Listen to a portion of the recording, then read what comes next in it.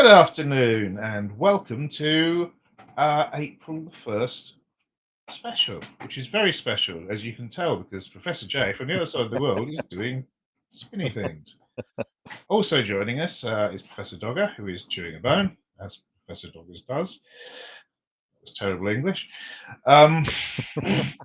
How are things on the other side of the world anyway, Professor J? Well, there are tricks and japes aplenty today Right. on April the Fool's. April the Fool's? Yes. April Fool's Day over here. Oh, so many tricks, so many japes. Yes, it's a laugh a minute. Yes, so this episode was your brainchild, Professor J. Please talk us through what we're going to do.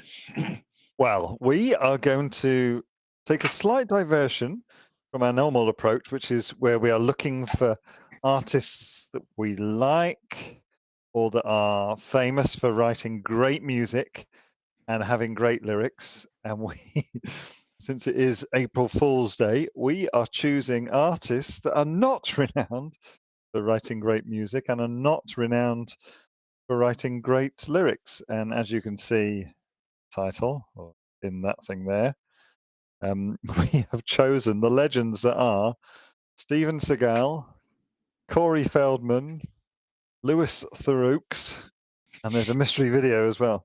Yeah. I also apologise, dear viewers, for the image stating what's happening today. We are still waiting for an AI image, which will never occur. So you get some text on a black background, and you'll like it. Right. Okay. So let's get in, because there's a lot to go through here. So because we are, of course, doing every song they've ever recorded for each of these artists. Pretty much. Well, none of them are short. No, none of these songs are short. One of them is record-breaking length. I can tell thee. Anyway, let's go in. So, Steven Seagal, what does that name mean to you, Professor A? Not very good acting. Being mates with Putin, and he does some animal rights activism, which is a good thing. He's also frequently accused of sexual harassment and assault, which is less of a good thing. And he reckons he's the world leading exponent of the martial art Aikido, whereas people have said he's probably a Oh, brown belt. really? Okay. So he's not a 7th Dan black belt in Aikido. People suggest otherwise, yes. Yeah. So, I mean, he got big in the late 80s, right? And he got into action movies. And there was a moment when he was everywhere. So, Steven Frederick Seagal was born in 1952. He is, according to the wonders of Wikipedia, an American actor, producer, screenwriter, martial artist, and significantly for us, a musician. I forgot about that bit, yeah. Yes. So, trained in martial arts for his youth, and then he met the lady who would become his first wife. And there is some discussion that he kind of ran away to Japan to marry her so he would avoid the Vietnam draft. I don't know if that is true or not. And he started running, so her father had an Aikido dojo. So that's where it all started. And in 1988, he made his acting debut in Above the Law. By 1991, he had starred in 4 films, and the one that he was famous for was 1992, Under Siege. That's one when he's on a train, right? Isn't he the cook on the train? Yes, he's the chef, and he keeps saying, "Oh, I'm only here to cook things," as he breaks people's necks. That's right. And is that the one with Erika Eleniak? From Out of Your Bay Watches, yes. That's Yeah, so I mean, there was a moment when he was everywhere. In all these movies, you know, sort of big, all, you know, at the time when martial arts was a bit mysterious and amazing, playing in all these films. And as the years have gone on, he's kind of descended, hasn't he? He isn't held with the same pie remarks anymore. In fact, he guest hosted Saturday Night Live, and there's an excellent reportage interviewing the people from that debacle about his behaviour during that show. Oh, that's piqued the interest of Prof D. So he is an odd guy. He loves Vladimir Putin. If you've probably heard him say that. He's got Russian and Serbian citizenship, granted to him in 2016. Indeed, he has. He has been described as a pathological liar. Oh. Due to his propensity of making greatly exaggerated or outright fabricated statements about his personal life and achievements. So, for example, he claims to have Oriental ancestry, Italian ancestry, Native American ancestry, and claims to be a Russian mongrel as well. So he's got that in him. He's claimed that he was a student of the founder of Aikido, despite the fact that Morihei Ueshiba died in 1969 when Seagal was 17 and 5 years before he moved to Japan. So he's a complicated guy who is descending into a sort of, as he's aging, let's say he's not aging well, and let's leave it at that. Much like us. Yes, indeed. But he also has, or has had, this is a bit controversial as to whether he still has it, because he's appears to be now in Russia. He had a pretty good collection of guitars. Yes. There are various documentaries on YouTube of him showing off his guitars. He's got a very good collection.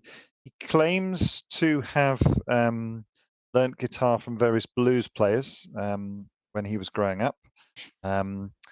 He certainly has played with some people, some famous blues players. The list is quite long, including Stevie Wonder, Lady Saw.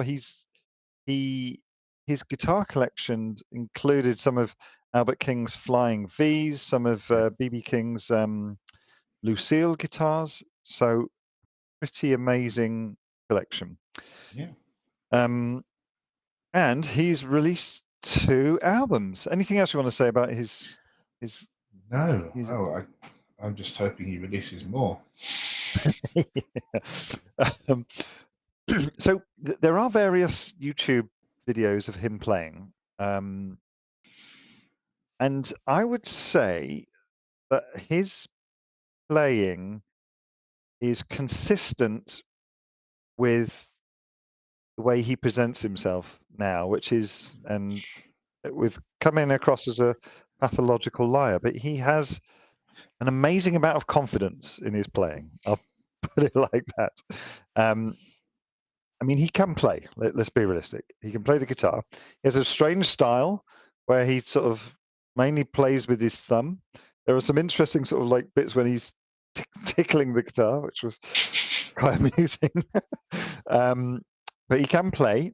He's very confident in his playing and his ability. There are various live clips, and he has assembled an excellent backing band. I will say that. He is playing with excellent musicians, and sounds all right. You know, he can play. He's not making it up. He can play. Sorry. It's not the greatest, but he can play that one of his 300 fancy guitars. He can play them. Yeah. And he also, excuse me, he also claims that on the first album, he played drums and percussion too. There is a video of him on the YouTubes of him playing drums. Being interviewed while he's playing drums. Okay, so for the first one, let's have a little introduction to the first song that we've chosen, which comes from the album Songs from the Crystal Cave.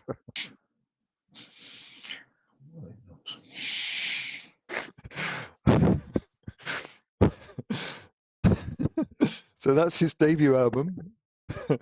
It was released in 2005. on non-solo blues and Warner Strategic Marketing. Seagal is credited with lead vocals, rhythm, and lead guitar. He appears on the cover and throughout the liner notes, emotively playing and posing with a guitar.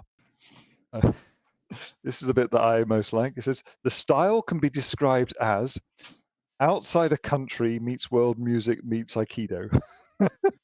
Yeah, I'm not quite sure how Aikido comes into music making. Many of the songs reflect Seagal's esoteric Buddhist and spiritualist stance while incorporating standard song tropes about relationships and other themes. The album features a mix of musical genres, including rock, reggae, country. And as we mentioned, Stevie Wonder and Lady Saw. I have no idea who Lady Saw is. But yeah. Seagal has provided sometimes soundtrack music for his movies. Yes, For example, the first song, yeah. yes, Don't You Cry, was featured on the film Into the Sun. Should we just dive in? Let's. I don't actually have much to say about these lyrics. No, I don't either. I'm just enjoying them. Yes. Okay, so Don't You Cry. It's not the Guns N' Roses song. It's just Don't Cry, then. Would you feel the same if I was invisible, untouchable? Would you call my name if you no longer see my face? I won't be far away. I'll be in your ocean. I'll live in the sky. I'll be here forever. Don't you cry. There's no separation between you and I. I'll be here forever. Don't you cry. I'll never die. Right. Yes. No. He's not going to die. He's going to become one with the world when he dies, and therefore will be available still to the person he's singing to. There's no separation between you and I. I won't be far away. He's got wrong. So. I mean, I'm going to say here that it's a bit like a 13 or 14-year-old child had written these lyrics. Yes. What would you say? Or am I being too generous? Well, I mean, yeah, it's not particularly sophisticated in the concept. The lines do sort of scan with the music, they fit the music, which a lot of 13 or 14-year-olds wouldn't do. Yeah. And what do you think of the music, actually? I actually was pleasantly surprised by this song. I thought it was quite good. It's pretty good. I mean, he can play all right, you know. Or like whoever played it can play. Exactly, but I'm sure he can also hire a very good backing band. Yeah. Okay, more words. In every blade of grass, in every life and everything, just look for me. If there's one thing that lasts, it's how we share this common space. We're indestructible. I'll be in your ocean. I'll live in the sky. I'll be here forever. Don't you cry. There's no separation between you and I. I'll be here forever. Don't you cry. This whole sort of blade of grass thing is kind of Buddhist. Yeah, exactly. I would say. It's into sort of reincarnation, can't he? But he's expecting to come back as a blade of grass, which would be fun for him. Very large, overweight blade of grass. And if you should think of me when you feel like talking, I'll be right there, here, listening. Love is indestructible. I'll be in your ocean. I'll live in the sky. I'll be here forever. Don't you cry. There's no separation between you and I. I'll be here forever. Don't you cry. I'll never die. Yeah, it's just supposed to be a reassuring song. But it suggests he's about to die, to be fair, the narrator.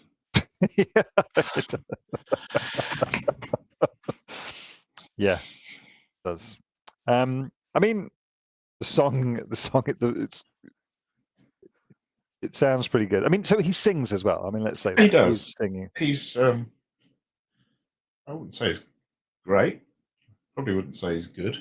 I think his voice is more suited to the type of song that's the second one we're doing than to this type of ballady song. Yeah. Yeah, as you say, man with great confidence. If it makes him happy, why not?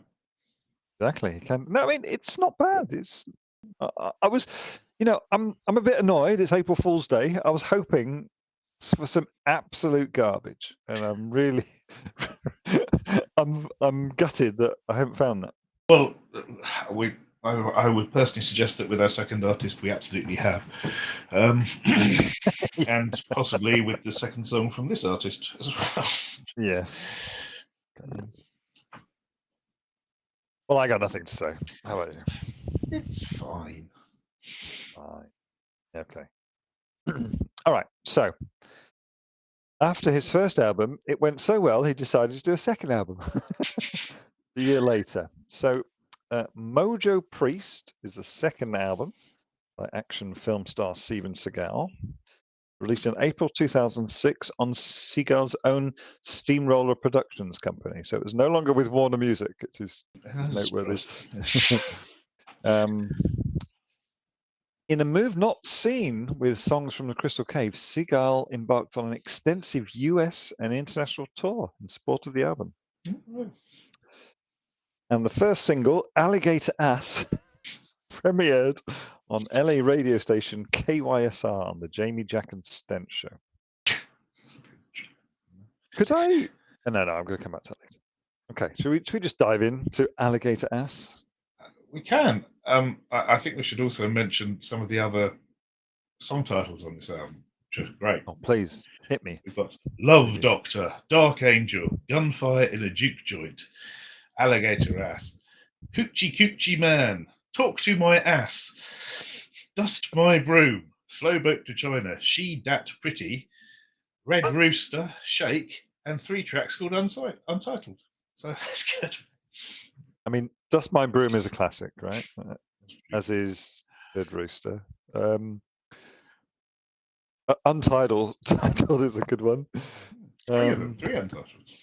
Yeah. None of them longer than 45 seconds. Intense. I mean, there's a lot going on. All right, let's get in it. I went down to Mississippi and I tried to beg a ride. I saw Jesus and the devil. They was walking side by side. I said, "Whoa, Mr. Devil, is that really what I see?" He said, "I was thinking folks might try to judge me by my company." That's deep, man. I listened to the song you mentioned. What was it? Slow Boat to China. I've never mentioned that. Which song did I mention about by who? Well, you read out the list. Oh, right. There was one was like Slow Boat to China. Yeah. 8 minutes 43. It's all right. It's quite good. Yeah. I don't want to listen to the lyrics too much, but no. It ain't bad. So he's in Mississippi. And that's where Jesus and the devil hang out. Of course, yes, of course. I mean, he talks a lot about how he was taught the guitar by the blues legends in Detroit, whereas I believe he was born in 1952. California, I thought. He looks like the kind of person not Detroit. He also said, as we've already established, he's a pathological liar. He said at one time he was the only white person playing with a lot of black musicians in Detroit. He also mentioned that he started playing the blues when he was 5 years old. Oh, of course. And was playing with some of these people and learned from those people at that age. Whereas there's another explanation that he was taught the guitar in return for martial arts lessons in his 30s. Yeah, so he claims to have been playing in these blues bars. Yes, when he was young. Okay. So Mississippi, it's just like a Nick Cave. Yeah. Speaking of Nick Cave, I turned my car on the other day, and the USB stick on which I have music malfunctioned. And it defaulted somehow to Radio 3, which is known for being a classical music station. And they're playing Nick Cave, his new single. Oh, wow. So apparently he's now considered classical music by the BBC, which is a bit strange. Oh, wow. Yeah. It's a change. Yeah. So yeah, Mississippi Devil. I mean, that's the whole Robert Johnson thing, right? Yeah, Went to the sure. crossroads. So Right. He wasn't in the Crossroads movie. Who? Seagal. He was not in. But that would have been great. When was that? That was 80s. That was before he became big. So if his first movie was 88, because that was like 86. I think it's a great movie. One of the greatest movies ever. Karate Kid and Steve Vai. Exactly that. More lyrics. Well, my boss gave me the wages, so I went down to the market. Before I bought some bread, somebody took it from my pocket. Can I just say how inventive he is, managing to rhyme market with pocket? That's pretty good, yeah. And wages with bread. That's enough, Todd. Yeah. Thank you. Why is it boss gave me the wages? He gave me my wages, I'd have thought. Yes. Oh, who knows? Oh, he could be talking about the wages of sin. Oh, yes. So who's his boss? Is his boss the devil? I think his boss is I don't know. I think the narrator is not Steven Seagal. He's someone who works in a low-paying job where you get handed your wages at the end of the week. Well, if this was written in the 80s, which it wasn't, that's how everybody was paid, wasn't it? True. But it's a physical amount of money he's been given because somebody took it from his pocket. Somebody took it from his pocket. Yeah. Yeah. Okay. More words. Now you see why I have a suspicious mind. My mama done told me you gonna have to meet all kinds. His mama done told him. Mama done told him. He's embracing the tropes, isn't he? Yes. This is very, very Blues 101. It really is. So we're going to, I mean, you're right. Mississippi, the devil, mama. And we're going to go even more. This is like the bingo. It's like the ultimate bingo game. Yes. Okay. I thought the preacher stole my Cadillac, so I looked him in the eye. I asked him for the truth, and he told me a lie. Well, we settled in the middle now. I'm too poor to die, but I seem to keep on moving, and I'm too proud to cry. Preachers and Cadillacs, absolutely. It's very, very tropey, as you said. I mean, that is just quintessential stuff, right? Why are cars named Cadillac? That's the name of the manufacturer. Why not? No. It's a place in France, isn't it? Well, it's 10 minutes down the road from me. So I expect it's and it's also a place in Michigan on maybe the cars were built there at some point. Well, Detroit, Motor City, just down the road. Yeah. So it ticks the box. Preacher, Cadillac, Mississippi, devil. Tick, tick, tick. But he's going to throw in a curveball at some point, isn't he? I think so. He's too proud to cry because he doesn't want people to cry. We've got that from his two songs. He doesn't want him to cry. Keeps on moving. So carrying on. But I keep on moving. But I seem to keep on moving. Well, I seem to keep on moving. I'm too proud to cry. I met a little pretty, and she told me that she loved me. If I wanted things to go well, I should try to meet her family. I bought a diamond ring, and I showed it to her mother. She told me it was too small, and the daughter had another man. It would be better. Words, eh? It'd be better if you said, I bought a diamond ring and showed that ring to her mother, because it could be misconstrued. I bought a diamond ring, full stop. I showed it to her mother. She told me it was too small. Just so.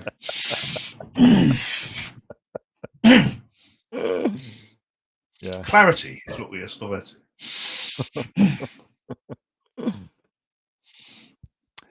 So you see why I have a suspicious mind. Only way I know I'm ahead is when they tell me I'm behind. Ooh, that's deep, isn't it? Deepy McWeepy. I don't know what it means. Cannot work that one out, I'm afraid. Oh. The only way I know I'm ahead is when they tell me I'm behind. Maybe just saying that he doesn't want to be held up to the same measurements that other people have. his idea of success is different to other people's. Yeah, I just think so. So I was just checking to see whether our AI image had done the thing it looks like. Oh well. So here we go. We're going to the quintessential part of the song. Someone took me to a restaurant and I had to eat something fast. I ordered me some chicken. They gave me alligator ass. That's terrible. Yes. I mean, is that a thing? Well, it would be rump, wouldn't it? So a rump steak is considered a good thing for most animals. Why would it not be from an alligator? I mean, is it like, I mean, instead of like some decent meat like chicken, is alligator ass not very good? I don't know about the ass, but people do eat alligators. Do you remember when we were at university, Hmm. we were in a pub and they were promoting alligator flavoured crisps with Do Jack remember that? Daniels? Yes, and I believe we got barred from that pub. Walked off with some kitchen utensils and glasses, I believe. Yeah. Three nuns, although we called it something else. Yes. Yes. Those So them were days. So he wanted. pause. I don't know what's going on. Being told off. Yes. Alligator. Alligator ass. Have you eaten alligator other than those crisps?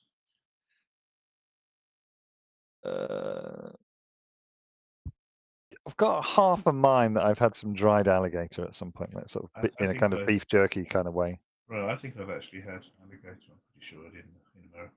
But it's good meat, right? Tastes like chicken. Yeah, it's nice. Why don't people eat reptiles? Yeah, I don't know. That's because they look scary on the outside. Doesn't mean they're scary on the inside. What was that advert? Chocolatey on the outside. Armadillos. Armadillos. Yeah.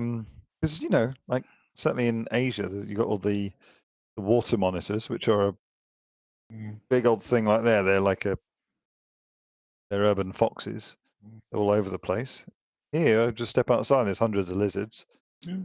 Well, got a nice little fried lizard. I just wondered if my point being is it good meat? I don't know. He's implying that it's crappy meat, right? Yeah, I would suggest that it's probably exactly the same as any other meat that people don't like it because it comes from something scary looking. I absolutely love lizards, though. I would never eat lizards. Couldn't eat a whole one. Okay, more words. Now you see why I have a suspicious mind. I keep on looking, but I can't seem to find someone simply nice, kind. End scene. I mean, poor Steven Seagal. He's just looking for someone simply nice and kind. Yeah. But he can't find one, so he has to keep on looking. Perhaps he should look somewhere other than Mississippi. Wanted some chicken, all he got was alligator ass. Jeez. Jeepers. That kind of a life, is it? Yeah. I mean, the guitar's got a lovely tone. I will say that. I will say the guitar playing is great. Sounds all right. When he's singing alligator ass, his voice is something else. He's got a deep, gravelly voice. Can I give you the review from All Music about the album? I have seen it, but yes, go ahead. Yes. All Music panned the album, stating, "All of this music takes itself so seriously that it borders on delusional excess. Seagal's guitar playing, despite showcasing his Les Paul on the cover, leaves plenty to be desired. It rarely rises above bar band pedigree. Most of the time isn't that good." Poor Stephen. Poor Stephen. So adding to his list of legends on this album, the track "Shake" he plays with Bo Diddley. So. Wow, that's my broom. That's with Louisiana Red. He might be famous, I don't know. Well, there we go. Yes. Thus ends Steven Seagal. It was. Yeah. I'm going to say I was disappointed because I thought it was going to be absolute garbage, and it's not. Okay. Don't worry, we're getting there. We're getting there. Okay. So, number two on the list. We do a mystery video pause. What do you think? You can do that whenever you like, sir. I'm going to say we do the mystery video now. Okay. I haven't actually got any lyrical analysis on this. Really? Do you know what the lyrics are? No. Okay. So the mystery video we have chosen is the song "You Suffer," which is by Napalm Death. And this is famous because it is the world's shortest record-holding world's shortest song at precisely 1.316 seconds long. Excellent. There is a video. It is released. It was released as well. There's an A side and a B side. The B side was Mega Armageddon Death Part 3. No, sorry, I'm lying. There's You Suffer on one side, and the other side is called Dead, and that's 2 seconds long. It's good value, that. Yeah. So the lyrics are, "You suffer, but why?" Have you listened to the song? Steve, I've heard it in the past. I was unable to distinguish those words. No, they're difficult, Napalm Death. Challenging. Yeah. Yeah. And not a patch on Lawnmower Death, which were a great band from Nottingham. Yes, I remember them now. Including songs such as "Watch Out, Grandma, Here Comes a Lawnmower."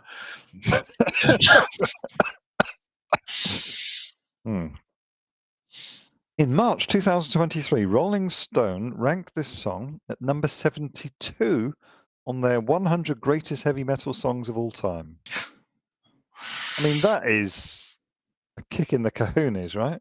To anyone who isn't them. Yeah. Terrible. Yeah. Apparently, it was inspired by Wehrmacht's 1985 song "E." Okay. So what's in the video then? It's a mystery video. Just go. That was worth doing. Excellent. No, it's the video is a girl jumping up and down with fake blood gunshot effects overlaid on the footage. Nice. It's like we said, it's 1 second long. All right, now we've had the entree. Let's go for the main course. Our second artist we have chosen. Of course, we should say that in America, an entree would be. I didn't hear that. In America, the entree would be the main course. Yes. Because they don't get it right. Indeed. Second artist we have chosen for today is Corey Scott Feldman, born in 1971, an American actor. As a youth, it says actor, not actor and musician. Must be out of date. As a youth, he became well known for roles in 1980s films such as Friday the 13th, Gremlins, Goonies, Stand By Me, and his best role in an amazing movie in 1987's The Lost Boys with Corey Haim, who was his longtime chum. Two Coreys. They did a reality series from 2007 to 2008. So he was big in the 80s, right? Yeah. Feldman experienced diminishing success in the film industry as an adult. He had well-publicized personal conflicts with Haim over Haim's substance abuse. It's to be noted that Corey Haim died 15 years ago, mainly due to use of substances. He had conflict with Michael Jackson, who befriended him when he was a teenager, which seems consistent with his behavior. And trigger warning, we, as much as we like to poke fun at Corey Feldman, there is he has spoken about being sexually abused as a child. So He's also been accused of sexual misconduct himself. indeed, But indeed, he did always say that it wasn't Michael Jackson who abused him. He said he's not that kind of guy. So he's right. Okay. Yeah. So at the age of 3, he was in a McDonald's commercial. I think it. All right. Should we just dive into the first song? Well, I think you need to give some background to the album. Go on then, you do it. Oh, I don't have that here, to be honest. But, Okay. Well, I'll give it then. So 2015 album, was it? Yes. Know the name of the album? Angelic to the Core, with 2 being a number.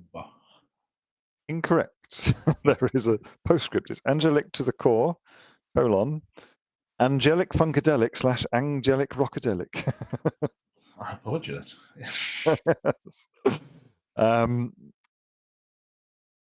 Yes, so the song we have chosen is Ascension Millennium. I'm actually quite surprised you didn't want to do a video review of this one. So. Well, I want to talk about the video. But maybe let's do the lyrics first, although it's going to take us quite some time to do the lyrics because it's winning the longest lyrics. Really? Wow. Yeah. Dethroned Lana. My goodness. Yeah. Okay, here we go. I'm going in. Welcome to the dawn of everything you can become. You'll remember the reason yet of why you're here. No. You missed out the skit at the beginning. Skitty Scats? That was in the other one. There's one in this as well. Oh, give me that then. I haven't got that. It says, "Where's that key? Oh, there it is. And finally, hark, the heavenly gates have opened. On the 22nd day, the angels shall descend upon the earth." Da, da, da, da, da, da, da. And it says Ascension Millennium 4 times, and then there's the bit you're doing. Yeah, right. So I missed that. Okay. Love a skit. The other song we've chosen also has a skit. Oh, yeah. He likes the skits. Very Welcome Eminem. to the. Sorry. Ooh, dear. Welcome to the dawn of everything you can become. You'll remember the reason yet of why you're here, but you can bet that they will let you have the chance to be the master of the dance. That you choose right back to the floor, where you will have the chance at more just by giving into the groove. Into groove to have the chance. You never move. You're standing still up on the hill. It's such a thrill. You get the chills. The chance is nil. It's going to kill you in the end. You get bent out of shape at this age and escape. Mine are quite different, but okay. How are yours? Just words. Words? Yeah. But no, we'll go with. I mean, they each have the same level of meaning, so it's not really important, as in none. So, I think we need to talk about. Do we need to talk about Corey's Angels? I think we have to. I'm afraid we do. Yes. Yeah. So Corey Feldman in 2015 appeared in an episode of the 4th-season reality TV series Celebrity Wife Swap. And it was at this time that it was fully documented that Feldman sees himself as a Hugh Hefner-like manager over the group of women known as Corey's Angels. He states that he had helped women get careers in life, but through his company, Corey's Angels, he can have control over them and financially benefit. In the episode, Feldman tells these women what to wear, eat, and do whatever he tells them to. Some viewers found the episode disturbing and creepy, which means that some people didn't, which is more disturbing and creepy. And the Corey's Angels are a musical group. Well, I mean, it's pretty wild. Huh? It is a Hugh Hefner mansion scenario.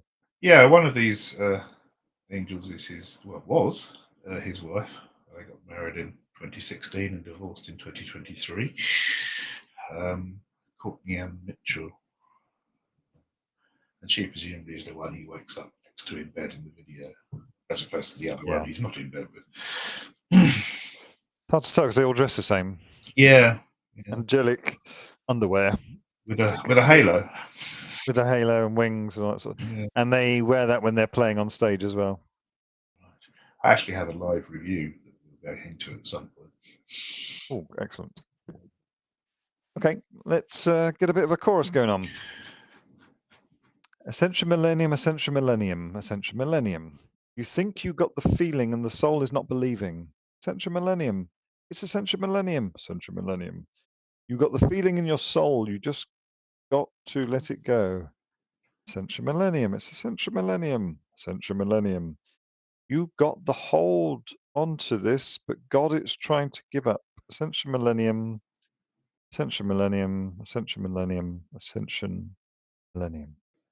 I've got God is trying to give some. I don't know. Corey, if you're listening, could you clarify the watching? Could you clarify for us? This video on YouTube, he does come in the comments quite a lot. Claims to be him. We'll come on to that. We'll come on to the video later.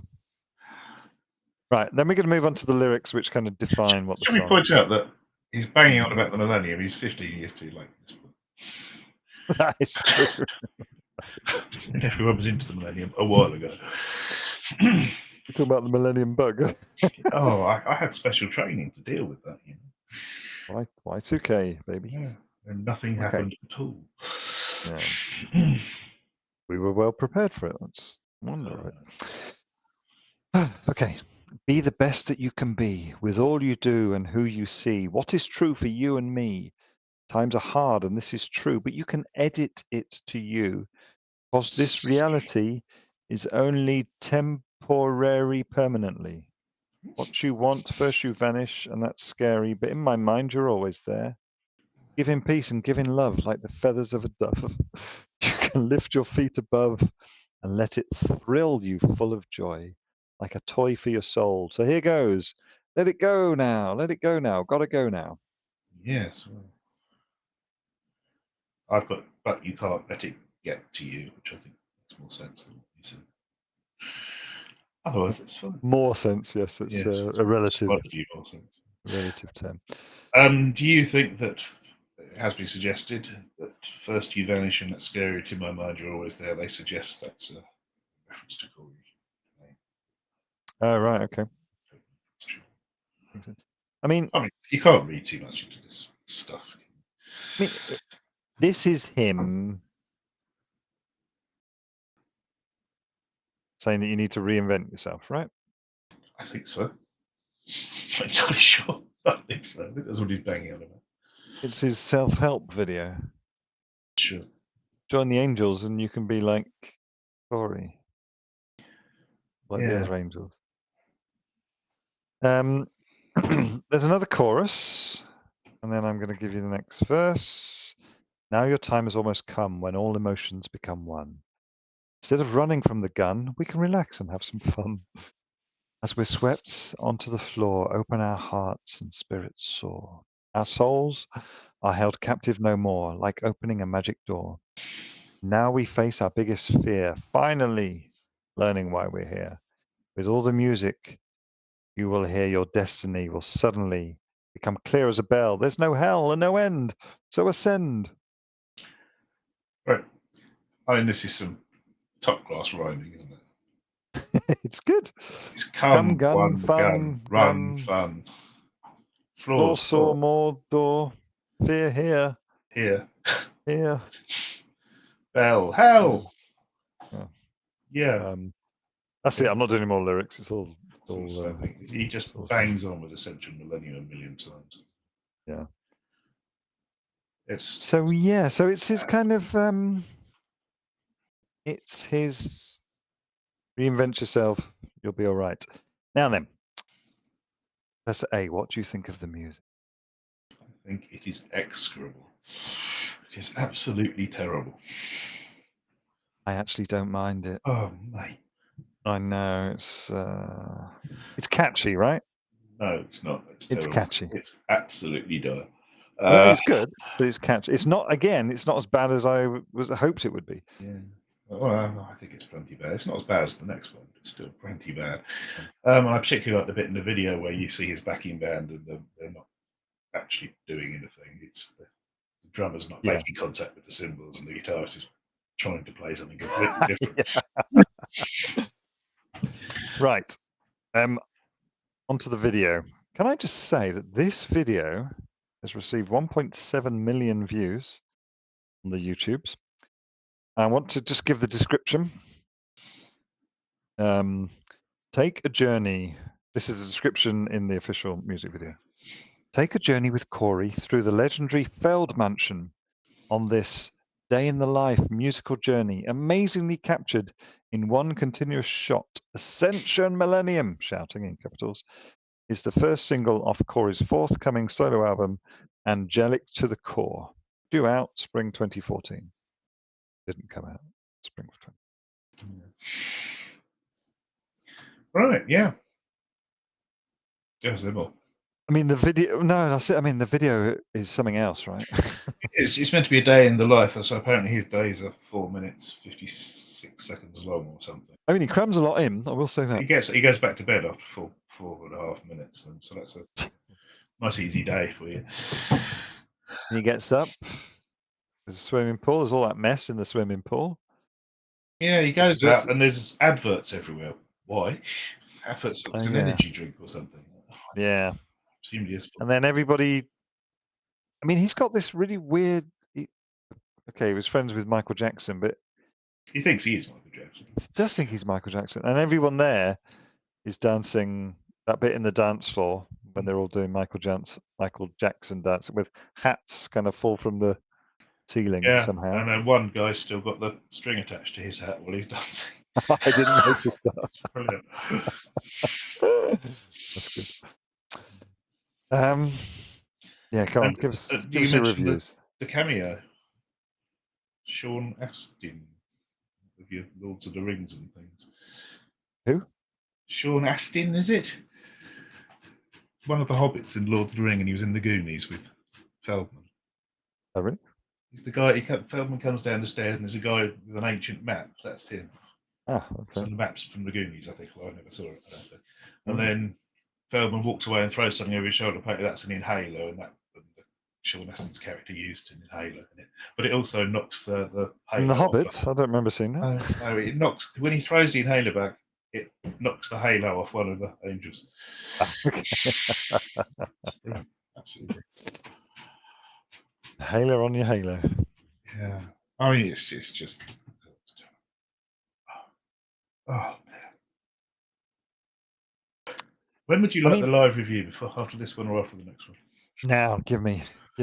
This okay. This is from a Redditor, who I shall credit when we get there. You will credit to the Redditor. Oh, credit to the Redditor.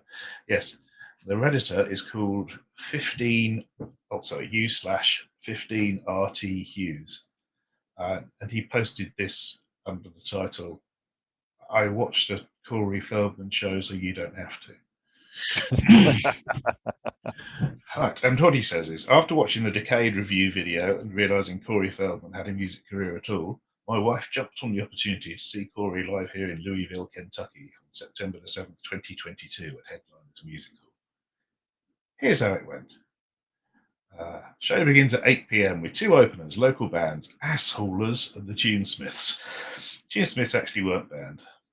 Corey begins at 10:15 p.m. There's about 100 people here in total. Show opens with a 3-minute intro video discussing the history of his album releases and old footage of him performing, mostly as a teenager. Corey changes costumes at least 4 times. His wife enters dressed as an angel, but later changes outfits as well. She plays the keys and backing vocals. After playing 2 songs, he addresses the crowd and thanks everyone for coming and says he missed touring but couldn't because of the biological warfare weapon, meaning COVID. He then follows this with a 2-minute spiel about his box set being on sale at the merch table, and if you buy it, he'll sign it for free. He begins doing covers of songs from his movies, with supercuts of the scenes from said movies playing on the projector. This includes Good Enough by Cyndi Lauper, covered by his wife, High Notes Will Trouble for Her, Stand By Me by ? Corey played the drums for this cover. Cry Little Sister by Gerard McMahon. I need to Oh, hear that's a beast of a song. We need to look up that one. Rock On by Right. David Essex. 2 other covers from movies where he's a high school musician. I'm drunk at this point and have checked out. Ascension Millennium is played, featuring accompanying music video. The amount of Michael Jackson imagery and imitation cannot be ignored. It's ever present in this performance. He begins a random cover of the Beatles' Why Don't We Do It in the Road? The crowd slowly thins out after almost every song. Each end of song had a smaller and smaller crowd, to the point you couldn't help but feel bad about being there. Sympathy clapped around. There were a lot of people recording on their phones later in the set. It seemed like an exhibition, not recording a memory, but oh my god, look at this S show. Corey is constantly giving high fives to anyone in the front row, an affirmation of performance quality during lulls of crowd participation. He confused the day with Thursday at least 10 times before realising it's Wednesday. An original song by the guitarist and producer on Angelic to the Core is played, and almost everyone cleared out. About 50 people left at this point. The song is about vampires or something. We leave at 11:15. Feels like the last song is the end of the show, but can't honestly tell. About 30 people left by now. So yeah, I think it was a good review. And thank you for doing us the service of watching it, so we didn't have to 15 articles. I mean, the reason that we are doing Corey Feldman and Steven Seagal on this April's Fool's Day or whenever it is we're releasing it, is because I got stuck in a bit of a loop where I was watching all of the Corey Feldman review things, notably the one by Justin Hawkins of The Darkness on his Justin Hawkins Rides Again channel, where he talks about Corey. Now, his claim is that he's so bad, but he's so used to being an actor that he thinks it can't be real. He thinks that he's hamming it up and being bad on purpose because it is so bad. He just doesn't think that it's possible for someone to actually be that bad. I don't know how that would benefit him. There's no such thing as bad publicity, I guess. I suppose he might get a lot more publicity in America than here, but I've certainly never heard anyone mention him until you brought him up again. And there's lots of there's lots of clips of him banging his mouth into the microphone a number of times. There's like a super clip of him turning around and hitting, and it hurts hitting your teeth on the microphone. Okay. Yeah, he's got some very weird behavioural traits. There's this appearance on the Tonight Show. He seems to like to shout at stage directors a lot. He's there, sort of back to the audience. The music's coming, and then he turns around and he says, "Stage directors, turn the light off," and then goes back around, kind of destroying the image a bit before he sort of turns around and whisks off his hoodie or coat. I mean, it's something else. I spent like a whole week just watching it. Excellent. All right, should we do the other one? Let's. Okay. The other one we've chosen is Forbidden Attraction. Although I've actually seen it written 2 ways. Yes, Forbidden Attraction. Yes. And the video of it seems to have disappeared from the interwebs. Not seen it. Couldn't find it.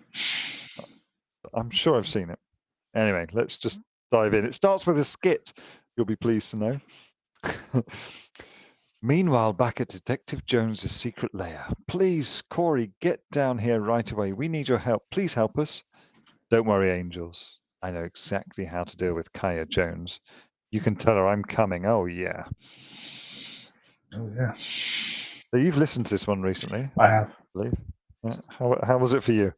It was about 8 million times worse than the last one. It's quite possibly the worst piece of alleged music I've ever listened to. Could you ping it over to me at some point? I did. I put it in our shared G drive, and I told you that on Discord. Did not tell me that. Oh. Yes, I did. And then I told you a bunch of other stuff as well, which you completely ignored. But never mind. I was waiting to talk about it today.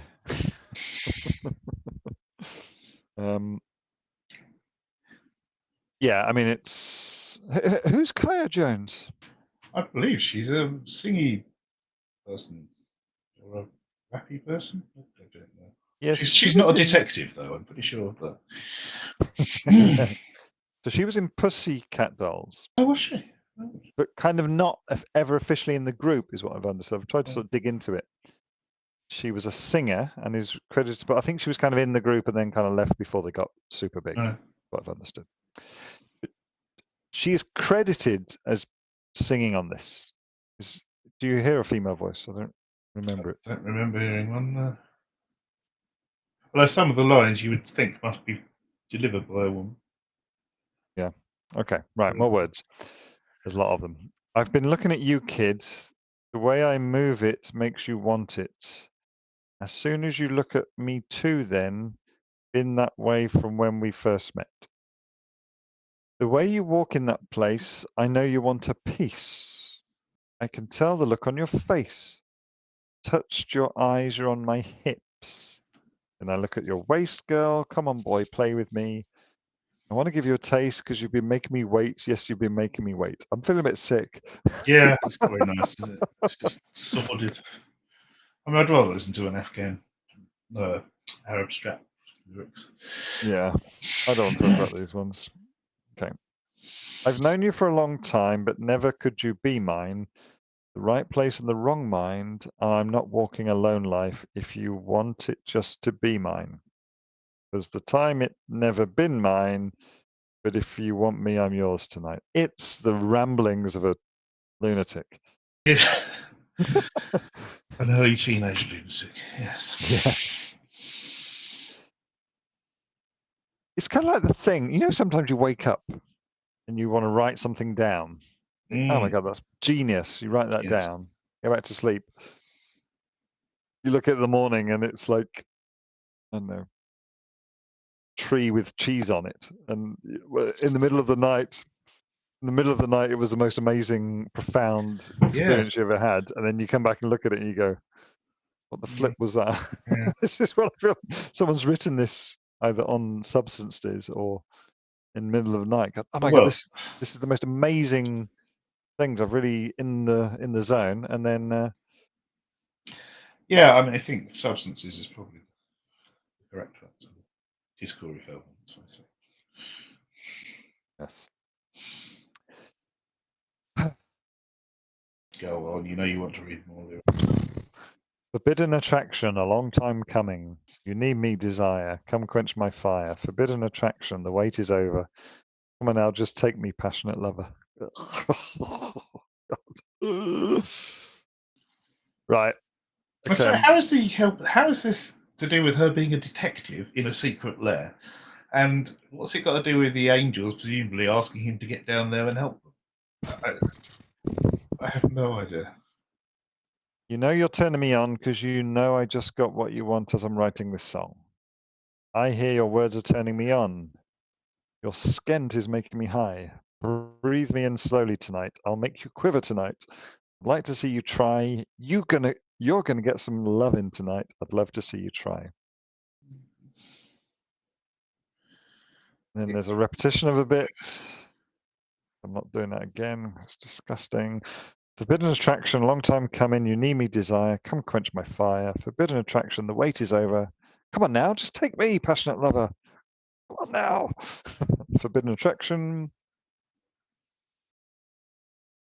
And then there's one more bit. I don't want to say. Oh my God.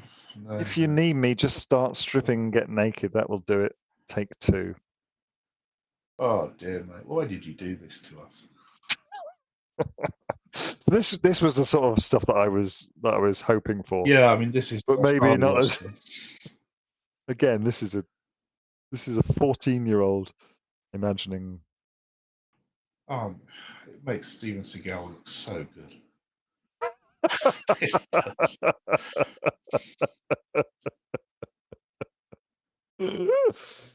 Oh God, you're right there.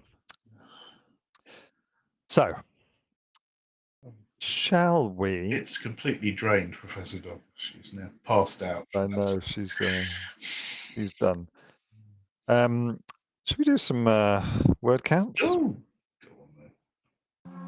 It is time for Professor J's word count. And should we discuss the ownership of said word counts? So your message that you alluded to was saying that I think you these are think your word counts, and that's great. That's great. It's your thing. So stop crediting Ben bloody Folds all the time. I'm crediting Ben Folds because it was him who said that potentially that there should be 45 to 55 songs at unique words in a song. Yeah, but so And what? I'm going to have the data to prove or disprove that later. Okay. How many words are there in the Napalm Death song? 4. Correct. How many of them are unique? 4. Well, that's the first time we've had 100%. Yeah. You want to know what the highest previous percent was? 55. 74. What was that? Sam Fender, Mantra. Cool. The next lowest? Do you want to know the next lowest? Next lowest. Next highest. Next lowest. No, you want to know the lowest? Lowest number of unique words. It's got to be the cult. Lowest percentage. Percentage. It's got to be The cult. ratio of unique against total words. So who's Bill Devil? repeats? Close. It was the Witch by 23%. All right, so that's that one. So Steven Seagal, Don't You Cry, 69 words, 175 total. Ready? Alligator Ass, he went a bit crazy with the pen. 134 words with 294 unique. Here we go. Corey, Ascension Millennium, 172 words. There are 172 unique words, 534 in total. That's not a record then. You said the LDR song was 700 odd words. Yeah, I was talking rubbish, you're right. 734 for that one. Okay. Forbidden Attraction, 151 unique words out of a total of 409. It's too many words. It's a lot. It's a lot of words. Most of them are unpleasant. Leave a horrible taste into mouth. Have we anything else to say about Corey Feldman? Corey Feldman. I just hope he gets the help he requires. Basically, he's mental. But I say that as someone who's also mental, so I know these. Yeah. I mean, again, it's a bit like Steven Seagal in this amazing confidence, right? Yeah. If you look at his live performances, particularly that one when he starts with his back to the. Oh, you said a word that's going to get us in trouble. I said shoot. I said shoot. Did you? I can edit it if you like. He starts like that with this cloak. It's kind of like a cloaky thing, and then he's just shouting at the stuff. And there's another one which is a sort of live festival performance when he's shouting at the sound engineers and his guitar playing. Yeah. I think self-delusion is the main thing between these two artists. Yeah. Which is great. I mean, if it makes you happy to believe that you're a fantastic musician, when you're not, then great. Good on you. All right, we got one more to go. I'll let you introduce it, Professor A. This is your choice. It is. This is well, there's two versions of this song.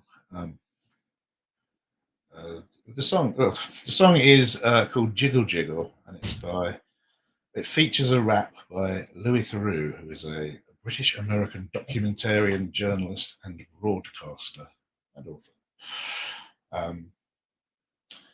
He's not known for music. He is first and foremost a documentarian. He interviews people in various walks of life. He's notably done interviews with people in the Ku Klux Klan, was it Westboro Baptist Church? Horrible, intolerant lot they were. And he also did one where he also was very heavily involved with the Jimmy Savile thing. Going back to our last Smiths episode, he spent a long time making a documentary with Jimmy Savile, and they became friends. And then when it all came out later, he did another documentary pointing out how wrong he was and how he should have noticed all these signs and things like that. So, yeah, anyway, but he's a fantastic documentarian. He's won 3 British Academy Television Awards and a Royal Television Society Television Award. I don't actually know what date it was about 15 years ago, he did a documentary looking into gangster rap lyrics. And he recorded, he chatted with a rapper whose name I can't remember, sorry, I'm doing very well here, who told him what he needed to do to write a rap song, like, brag about your money, brag about your car, talk about girls, talk about alcohol, talk about guns, because that's what they were talking about. And then Louis went off and wrote this little rap. And then 15 years later, or whatever, I think it was 2022, he appeared on a web podcast called Chicken Shop Date, presented by a woman called Amelia Dibbs. That's not actually a real name, that's what she goes under. It's a great show. I love that. It's really good. I haven't seen any others, but I will. It's Chicken Shop Date. Yeah, there's some real brilliant ones. Right. And during this chat in a chicken shop, he mentioned he'd rapped in a program he did, and she said, "Can you remember any of that?" And that led to it being made into a song by Duke and Jones, who are producers, I believe. And there was a remix version released featuring Jason Derulo, who is a famous musical chap of the American persuasion. There was a video which involved Louise Theroux as well. He obviously enjoys it. Until he's getting enjoyment out of it.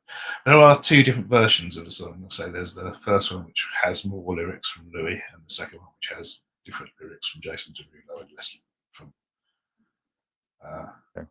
Louis. Well, I've just got the ones with Louis. Yeah, I think we should go because the Jason Derulo lyrics aren't relevant and they're not very good, and they're just standard. Okay, let's go. Okay. My money don't jiggle jiggle, it folds. I'd like to see you wiggle wiggle for sure. It makes me want to dribble dribble, you know. Riding in my Fiat, you really have to see it. 6'2" in a compact, no slack, but luckily the seats go back. I've got a knack to relax in my mind, sipping some red wine. Yeah, it's great, isn't it? So yes, he's taking on board what the said rapper told him. He's talking about his money, and he does deliver it in that same, pretty much the same way that I did it. Yeah, he uses his standard documentarian voice. He doesn't make any effort of using a rap voice or anything. Yeah. So he's talking about his money. It doesn't jiggle jiggle, which I'd have thought jingle jingle would have made more sense. He's saying it's not coins, it's the folding stuff. He likes to see a putative person wiggle wiggle for sure, which makes him dribble dribble, So he's getting into the girls thing. And then he starts boasting about his car. He's riding in his Fiat. You really ought to see it. And in the video, it's a Fiat 500, I think, which is a very small car indeed. He's saying 6'2" in a compact. Well, yeah, it's difficult. I'm 6'2". My car is, I guess it'd be called a compact in America. It's called an average size hatchback here. And it's, difficult sometimes. There's no slack. There's no room. So he's got to push the seat back so he can fit into his car and drive. And he wants to relax, sipping some red wine. And the way it's sung was on Genius, they said, here he mentions UB40's hit, red wine. That's great. It was Neil Diamond first, wasn't it? So, yeah, but the UB40 version's the best. It's rubbish. That's it. He's putting it into action. I just think it's brilliant. You have to listen to it. I'm not describing it well. We'll put a link below to all of our videos, all that are available. You might not get the second Corey Feldman, unfortunately. So yes, do continue. Shepherd's Bush, my compact push. Notting Hill Gate, my Fiat skates. With a crate of Cabernet, but not today, because I got to drive. I want to stay alive. Not because it's illicit. Do I have to get explicit? As a matter of fact, I sip on the Nyack with Big and Reese, 200 diamonds in their piece. I'm trying to get mine so I can shine. Yeah. Well, Shepherd's Bush, obviously an area of that London. People on Genius again said, push is a British word for drive. I'm pretty sure it's not, but okay, whatever you say. Not in my, not that I'm aware of. But he's just talking about driving his little Fiat around various places in London, Shepherd's Bush, Notting Hill Gate. His Fiat skates along. It's the pain in the proverbial to drive in London because there's lots of cars, so maybe that's it. That's dreadful. He's got a crate of Cabernet Sauvignon, presumably, as he said, red wine before, not the white stuff. But he's not going to drink it today because he's got to drive in his Fiat. He wants to stay alive. And it's not because wine's illicit or illegal. It's because he doesn't want to crash his car. Mind you, drinking and driving is illicit. You know, whatever. But then he sort of undoes that and says he's sipping on the yak, cognac, obviously. I don't know if he's still driving because it's a bit of a silly verse if he is still driving. With Big and Reese. I don't. Perhaps they're the rappers he did the original interview. I don't know. Yeah, maybe. Or perhaps it's Duke and Jones. Perhaps it's aliases for them. I don't know. We really should. We should do more rap music. We should educate ourselves. We should. They've got 200 diamonds in their piece. A piece being an American word for a gun, I presume. Sounds very uncomfortable. 200 diamonds on a gun. Yeah, it is. Yeah. I suppose you could use it to cut into a window as well. And he's trying to get one of his own so he can shine in the firmament like a bright rappy star with a diamond encrusted piece. Oh, things have gone I seem bad. to be talking about places where I'm sort of located. Yes. Cognac's just up the road from me. We've said Cadillac. Used to live in Shepherd's Bush. It's a lot of never Hammersmith. Oh, Cabernet Sauvignon, as far as the eye can see. Yeah. All right, more words. Jiggle, jiggle. I like to see you wiggle, wiggle. Jiggle, jiggle. I like to see you wiggle, wiggle. Yep. Yep. Then we get the first verse again. Yeah. And then this kind of outro bit.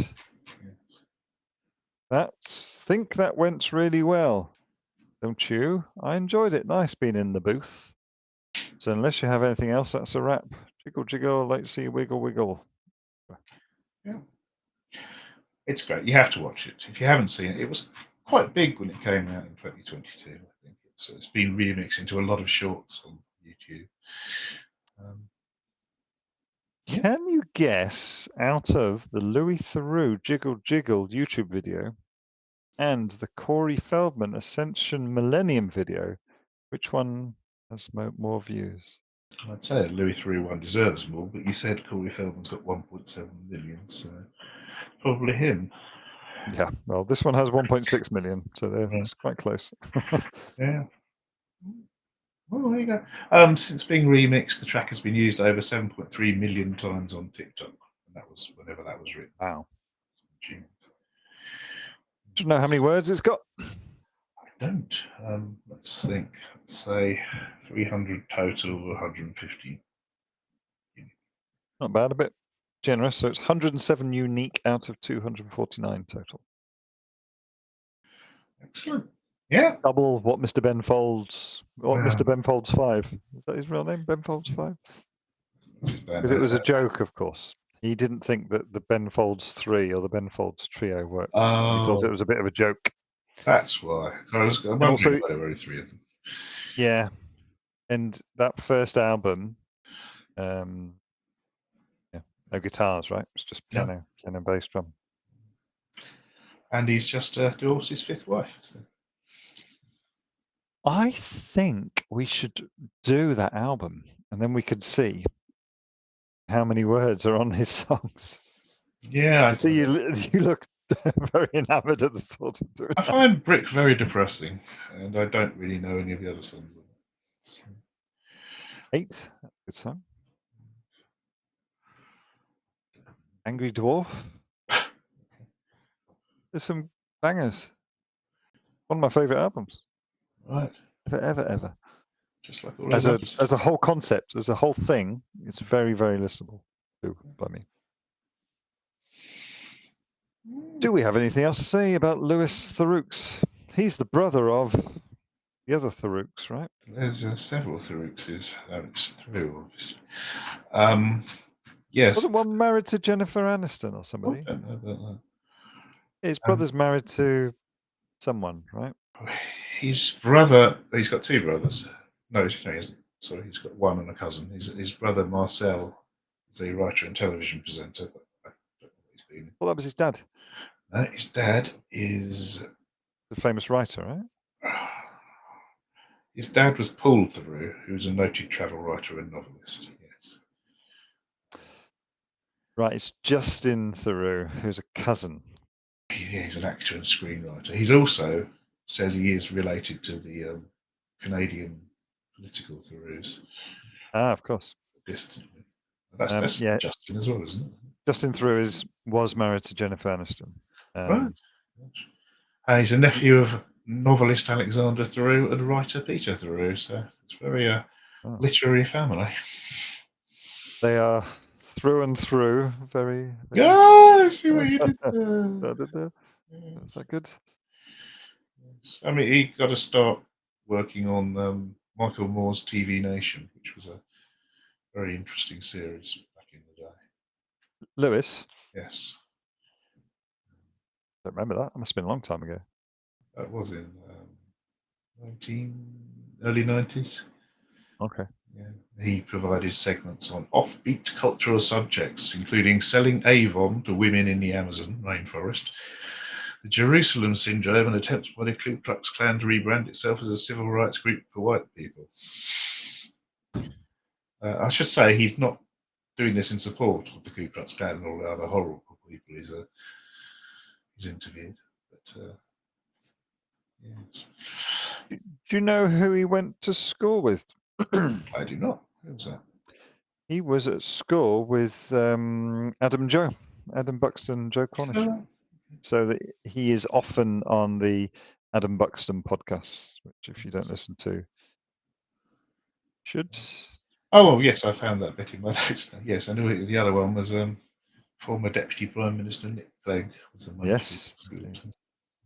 It's Nick Clegg. Wasn't he working for Facebook or something? I don't know what he's doing now. He should be ashamed of himself for going into a coalition with the Tories. Beside the point. And he read Louis read modern history at Magdalen College, Oxford, and graduated with first class honours. So he's a clever man. Absolutely. There we go. Anything else to say for our special? No, I'm April Fool's edition. Just let me just see if our AI is finished yet. No. Yeah. Well, no else. I'm afraid that's what happens. What prompt did you give it? I gave it. I'm going to try and do one while we're talking. April Fool's Day image with a guitar, a diamond encrusted glove, and a Fiat 500. You didn't ask to do it. Corey Feldman, Steven Seagal's love child. No, I didn't. You think that'd look like Louise Theroux? I don't know if it comes out, I'll stick it up as a short. Yeah. No, I don't have anything else to say. I hope you enjoyed it. It wasn't exactly, we didn't fool you in any way, except for Professor J not facing the camera when we started. That was really funny. How about that? It's not yes. swingy enough. So this I would tell you what we're going to be providing you with next, but as I can't work out our release schedule in my head, I don't know. So we'll have to wait and see. But we will be back to our normal season 2 schedule next Wednesday after this, whenever that is. So yeah, I hope you enjoyed it. Give us a like and a subscribe and a dingy the bell, and yeah. For Professor Dogger, I am Professor A, and I'm Professor J. Farewell. Right.